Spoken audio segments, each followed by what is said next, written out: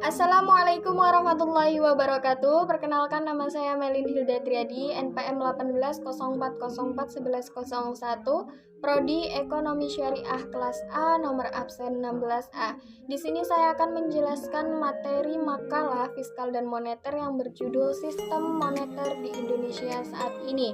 Untuk mempersingkat waktu, langsung saja kita ke pembahasan. Kebijakan moneter adalah proses mengatur persediaan uang sebuah negara untuk mencapai tujuan tertentu, seperti menahan inflasi, mencapai prakerja penuh atau lebih sejahtera. Kebijakan moneter dapat melibatkan mengaset standar bunga pinjaman, margin requirement, kapitalisasi untuk bank atau bahkan bertindak sebagai penunjang usaha terakhir atau melalui persetujuan melalui negosiasi dengan pemerintah lain. Kebijakan moneter pada dasarnya merupakan suatu kebijakan yang bertujuan untuk mencapai keseimbangan internal seperti pertumbuhan ekonomi yang tinggi, stabilitas harga, dan pemerataan pembangunan, dan keseimbangan eksternal seperti keseimbangan neraca pembayaran, serta tercapainya tujuan ekonomi makro, yakni mencapai stabilisasi ekonomi yang dapat diukur dengan kesempatan kerja, kestabilan harga, serta neraca pembayaran internasional yang seimbang. Apabila kestabilan dalam kegiatan perekonomian terganggu, maka kebijakan moneter dapat dipakai untuk memulihkan atau sebagai tindakan stabilisasi. Pengaruh kebijakan moneter pertama kali akan dirasakan oleh sektor perbankan yang kemudian ditransfer pada sektor real. Kebijakan moneter adalah upaya untuk mencapai tingkat pertumbuhan ekonomi yang tinggi serta berkelanjutan dengan tetap mempertahankan kestabilan harga.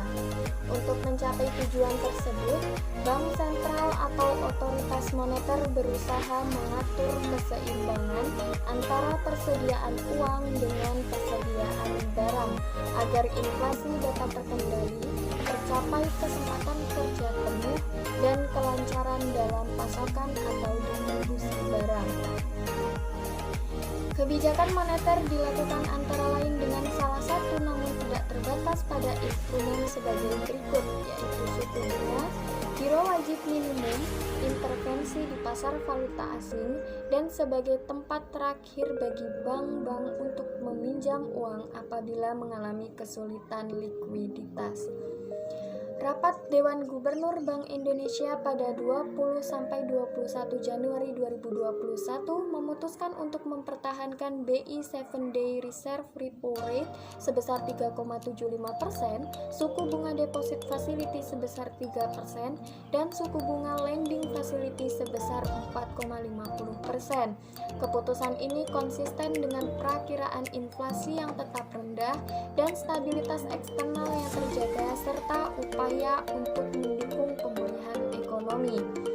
Bank Indonesia memperkuat sinergi kebijakan dengan pemerintah dan otoritas terkait lainnya dan mendukung berbagai kebijakan lanjutan untuk membangun optimisme pemulihan ekonomi nasional melalui pembukaan sektor-sektor ekonomi produktif dan aman, akselerasi stimulus fiskal, penyaluran kredit perbankan dari sisi permintaan dan penawaran, melanjutkan stimulus moneter dan makroprudensial, serta mengakselerasi digitalisasi ekonomi dan keuangan.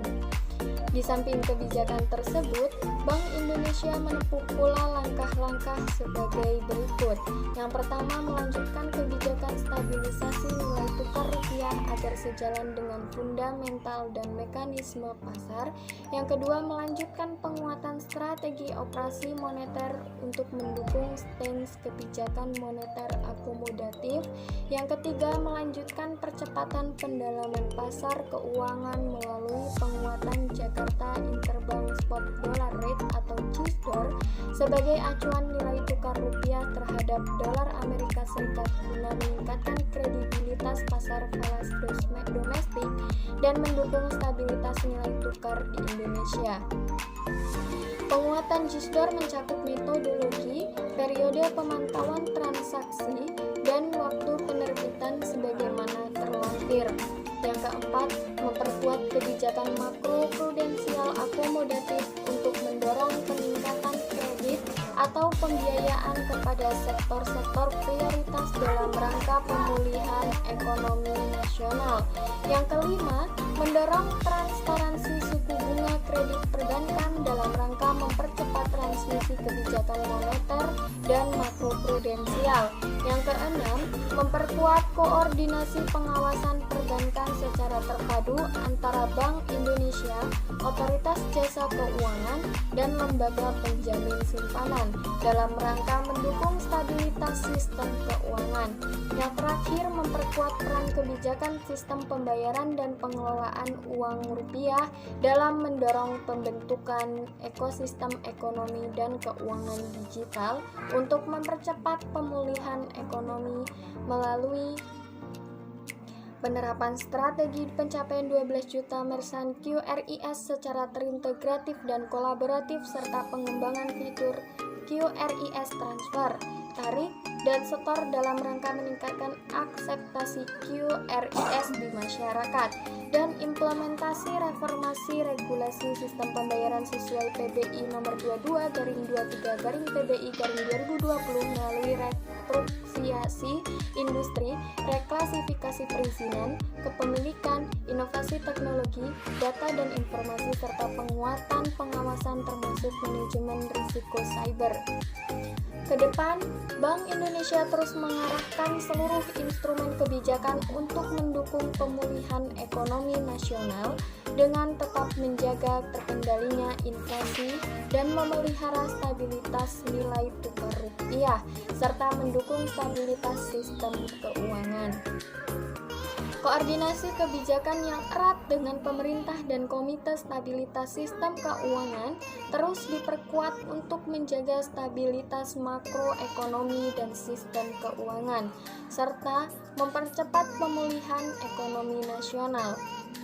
Fokus koordinasi kebijakan diarahkan pada mengatasi permasalahan sisi permintaan dan penawaran dalam penyaluran kredit atau pembiayaan dari perbankan kepada dunia usaha pada sektor-sektor prioritas yang mendukung pertumbuhan ekonomi dalam rangka pemulihan ekonomi nasional. Koordinasi kebijakan yang erat dengan pemerintah dan Komite Stabilitas Sistem Keuangan terus diperkuat untuk menjaga stabilitas makroekonomi dan sistem keuangan, serta mempercepat pemulihan ekonomi nasional. Fokus koordinasi kebijakan diarahkan pada mengatasi permasalahan sisi permintaan dan penawaran dalam penyaluran kredit atau pembiayaan dari perbankan kepada dunia usaha pada sektor-sektor prioritas yang mendukung pertumbuhan ekonomi dalam rangka pemulihan ekonomi nasional. Peran tersebut dikonfirmasi oleh kinerja sejumlah indikator dini pada Desember 2020 yang terus menunjukkan perbaikan ekonomi.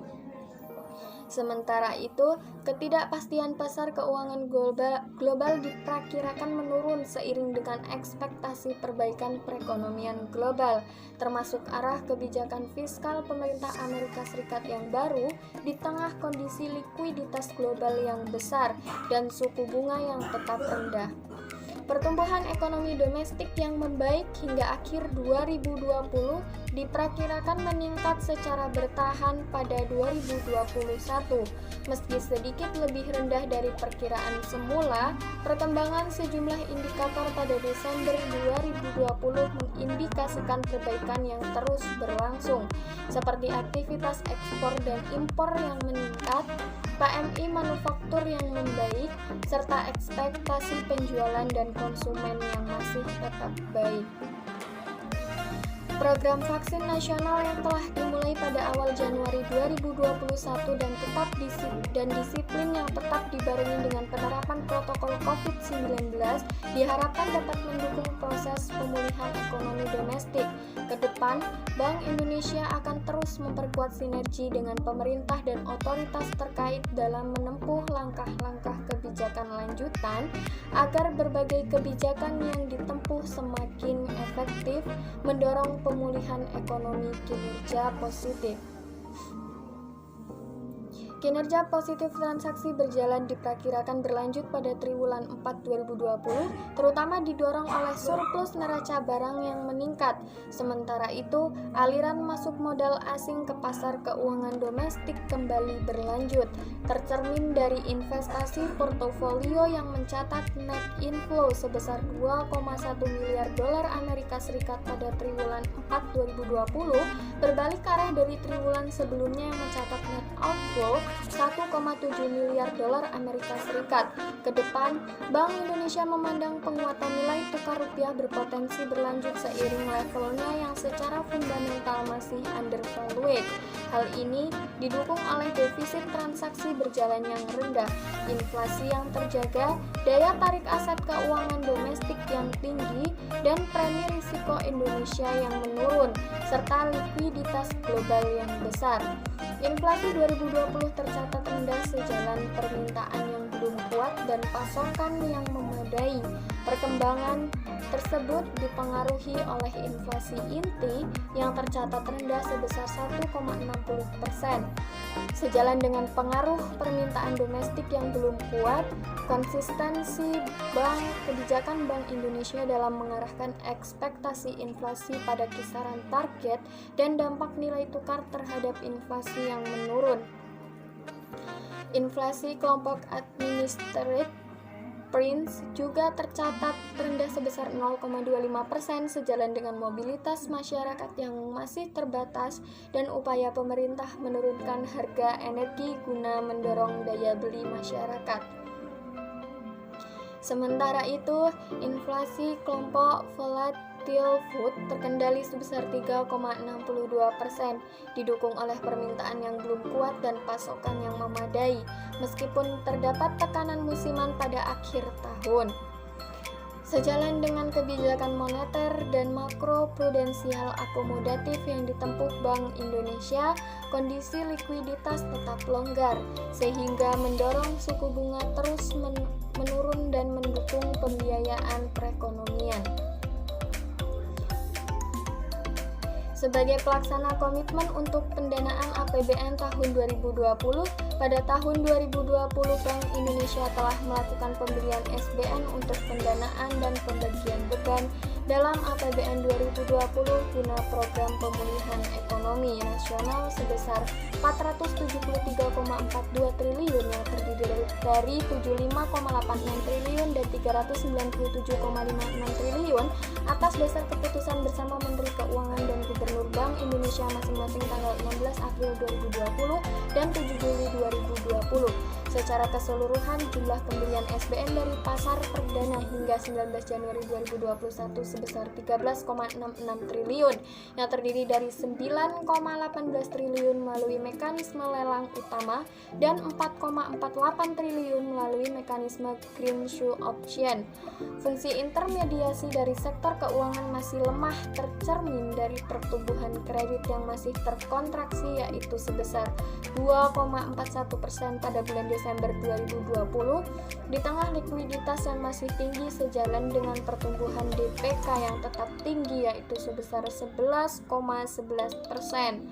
Bank Indonesia memandang bahwa pertumbuhan kredit yang rendah lebih disebabkan oleh sisi permintaan dari dunia usaha, di samping karena persepsi risiko dari sisi penawaran perbankan. Uang kartal yang diedarkan pada Desember 2020 mencapai 898,9 triliun, tumbuh 13,25%. Seiring dengan aktivitas ekonomi yang membaik, Bank Indonesia memperkirakan tren digitalisasi akan terus berkembang pesat didukung dengan perluasan ekosistem ekonomi dan keuangan digital yang semakin inklusif. Bank Indonesia terus mengakselerasi kebijakan digitalisasi sistem pembayaran untuk pembentukan ekosistem ekonomi dan keuangan digital yang inklusif dan efisien, serta mendukung percepatan pemulihan ekonomi nasional. Untuk memperkuat sinergi dengan pemerintah, otoritas terkait, dan industri, Bank Indonesia menyelenggarakan Festival Ekonomi dan Keuangan Digital Indonesia yang kegiatannya dimulai sejak Januari 2021 dan puncaknya pada April 2021. Sekian penjelasan dari saya. Apabila terdapat kesalahan saya mohon maaf. Saya akhiri, wallahul muwaffiq ila aqwamit thoriq. Wassalamualaikum warahmatullahi wabarakatuh.